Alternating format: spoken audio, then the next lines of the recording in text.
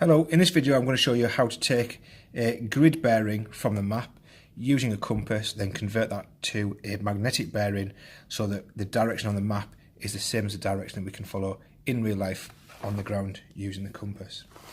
To do that, what we do is we ignore the needle inside here. We don't use that. We're going to use the orienting lines, which are these lines inside here, and they're going to line up with the north of the map on the grid lines.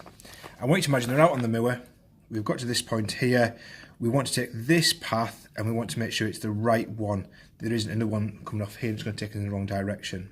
So to do that, what we do is we use the edge of the compass and we line it up with the path we want to go just there.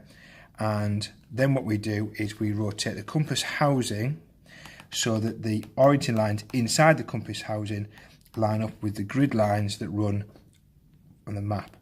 One of the main things here is make sure the north of the compass lines up with north on the map.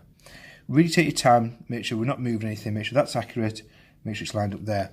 Then what we can do, once we lift it off, that is a grid bearing, we can convert it to a magnetic bearing so that when we do rotate it, it is correct.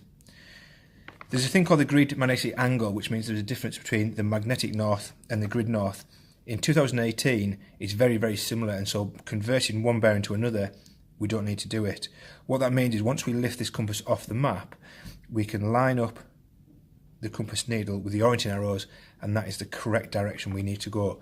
We now know that if we were to follow the direction of travel, our path should go off in this direction, and if it does, that's probably the right path for us to take now.